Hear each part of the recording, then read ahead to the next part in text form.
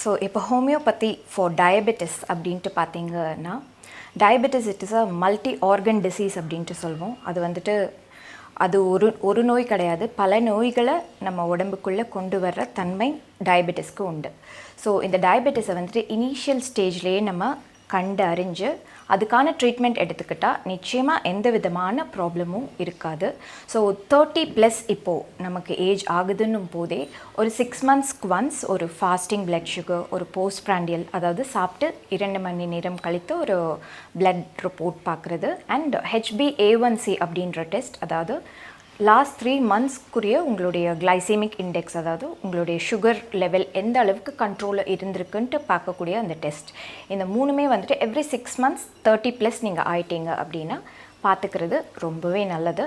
Because முதலையே நம்ம initial ஸ்டேஜ்லேயே இந்த sugar இருக்குன்ட்டு கண்டுபிடிச்சிட்டா ஹோமியோபதி மெடிசன்ஸ் அண்ட் சில சமயம் எக்ஸசைஸ் டயட்லேயே கூட வந்துட்டு நீங்கள் மெயின்டைன் பண்ணிடலாம், மேனேஜ் பண்ணிடலாம். ஒன்ஸ் நீங்கள் கண்டுக்காமல் விட்டு அது ப்ராக்ரெஸ் ஆகிட்டு அது நர்வ்ஸ், கண் அண்டு மற்ற ஆர்கன்ஸை அஃபெக்ட் பண்ணும் போது தான் அது வந்து ரொம்ப காம்ப்ளிகேட்டடாக போகுது. ஸோ இனிஷியல் ஸ்டேஜ்லேயே டயபெட்டிஸை கண்டறிஞ்சு அதுக்குரிய ட்ரீட்மெண்ட் எடுத்துக்கிட்டால் நிச்சயமாக டயபெட்டிஸை ஈஸியாக ட்ரீட் பண்ணலாம். அண்ட் ஹோமியோபதியில் ரொம்ப சேஃப், சைடு எஃபெக்ட்ஸ் இல்லாத மெடிசன்ஸ் இருக்குது for diabetes. At the same time நான் நியூட்ரிஷன் சப்ளிமெண்ட்ஸோடு சேர்த்து கொடுப்பேன். பன்னீர் பூ அப்படின்ற ஒரு ஹர்ப், அது இட்ஸ் பன்னீர் பேடா அப்படின்ட்டு சொல்லுவாங்க. அந்த பன்னீர் பூ ஒரு 8 பூ வரைக்கும் இட் வில் பி நாட்டு மருந்து கடை எல்லா இடத்துலையும் அது கிடைக்கும். அது ஓவர் நைட் நீங்கள் தண்ணியில் சோக் பண்ணிவிட்டு நெக்ஸ்ட் டே அந்த பன்னீர் பூ ஊர்ன அந்த தண்ணியை குடித்தாலே போதும். It will be very very effective to treat the diabetes. நல்ல சுகர் லெவல்ஸ் கம்மியாகும். அதோடு சேர்த்து நீங்கள் இது ஃபாலோ பண்ணிகிட்டே ஹோமியோ மெடிசன்ஸும் நீங்கள் எடுத்துகிட்டே வந்தீங்கன்னா இனிஷியல் ஸ்டேஜில் இருக்கும்போது நல்லாவே வந்துட்டு டோட்டலாக மெடிசன்ஸே இல்லாமல் நீங்கள் டயட்டில் மட்டுமே மேனேஜ் பண்ணுற மாதிரி கொண்டு போயிடலாம். So diabetes it is a multi organ disease. You have to be very careful. கேர்லெஸ்ஸாக விட்டோன்னா தான் அது பயங்கரமாக ப்ராப்ளம் பண்ணும், நிறைய ஆர்கன்ஸை அஃபெக்ட் பண்ணி.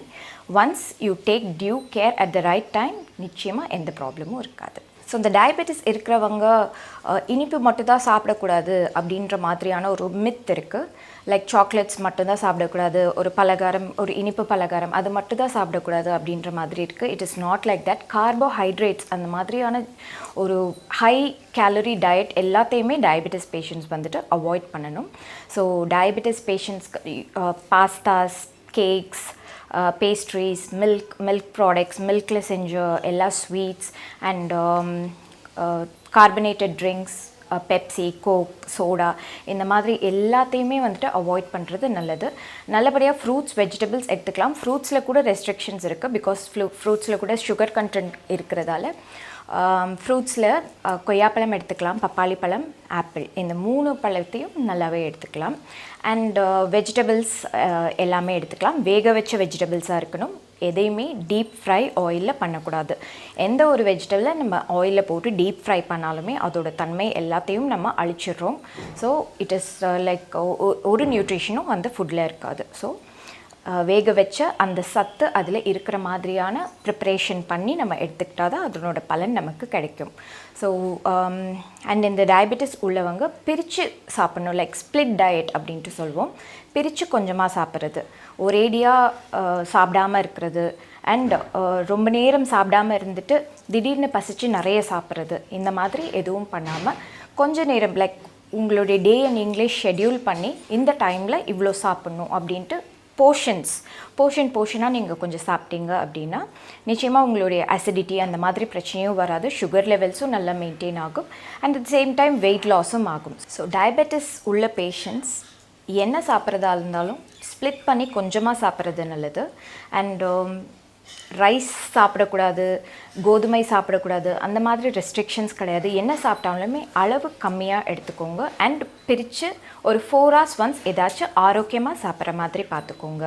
அண்டு கஞ்சியாக எடுத்துக்கலாம். ராகி கஞ்சி, கம்பு கஞ்சி, கேழ்வரகு கஞ்சி, இந்த மாதிரி நிறைய கஞ்சி ஐட்டம்ஸ் கூட ஈஸியாக டைஜஸ்ட்டும் ஆகும். அண்ட் சுகர் லெவலும் பிளட்டில் கூடாமல் இருக்கும். இது நல்லா எடுத்துக்கலாம். அண்ட் முளைக்கட்டின பயிர்கள் எடுத்துக்கலாம்.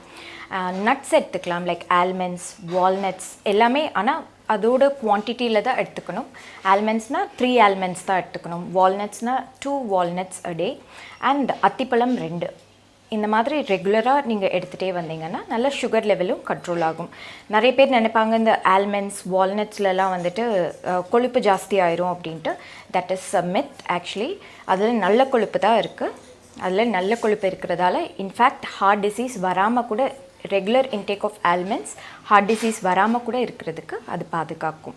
ஸோ இந்த மாதிரியான ஒரு ஹெல்தி டயட் ஃபாலோ பண்ணிகிட்டே வரணும். And at the same time night எவ்வளோ சீக்கிரம் டின்னர் முடிக்கிறீங்களோ அவ்வளோ சீக்கிரம் நல்லது.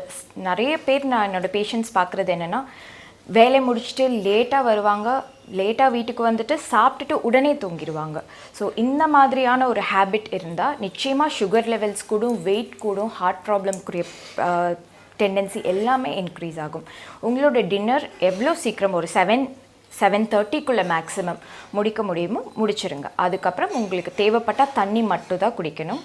நெக்ஸ்ட் டே நீங்கள் பிரேக்ஃபாஸ்ட் எடுத்துக்கிற வரைக்கும் தண்ணி ஆர் டைல்யூட் மில்க், தண்ணி கலந்த பால் எடுத்துக்கலாம். ரொம்ப பசிக்குதுன்னா பப்பாயா அந்த மாதிரி ஹார்ம்லெஸ் பழங்கள் எடுத்துக்கலாம். பட் ஆனால் ரொம்ப கார்போஹைட்ரேட்ஸ், ப்ரோட்டீன்ஸ் உள்ள மாதிரியான ஹெவி ஃபுட்ஸ், பரோட்டா நைட்டில் சாப்பிட்றது, பிரியாணி சாப்பிட்றது, இந்த மாதிரியெல்லாம் இருந்துச்சுன்னா நிறைய ஹார்ட் ப்ராப்ளம்ஸ் அண்ட் இந்த சுகர் கூட்டுறதுக்கு எல்லாத்துக்கும் காரணமாயிருது. ஸோ உங்களோட டின்னரை வந்துட்டு எவ்வளோ சீக்கிரம் முடிக்க முடியுமோ அவ்வளோ சீக்கிரம் முடிச்சுக்கோங்க. 2.5 hours to 3 hours கேப் இருக்கணும். ஃபார் டின்னர் நீங்கள் எடுத்துக்கிறதுக்கும் நீங்கள் தூங்க போகிறதுக்கும் 3 hours கேப் இருக்கிற மாதிரி பார்த்துக்கோங்க. டயபெட்டிஸ் வந்துட்டு ஒரு லைஃப் ஸ்டைல் டிசீஸ் அப்படின்ட்டு சொல்வோம். லைஃப் ஸ்டைல் டிசீஸ்க்கு வந்துட்டு நிச்சயமாக working out is very very important. நீங்கள் ஒரே இடத்துல உட்காந்துட்டு இப்போது பார்த்தீங்கன்னா ப்ரொஃபஷன்ஸ், இப்போ சாஃப்ட்வேர் இன்ஜினியர்ஸ் எல்லாருமே ஒரே இடத்துல நிறைய நேரம் உட்காந்து வேலை செய்கிற பிரெயின் ஒர்க் மட்டும்தான் ஜாஸ்தியாக இருக்குது.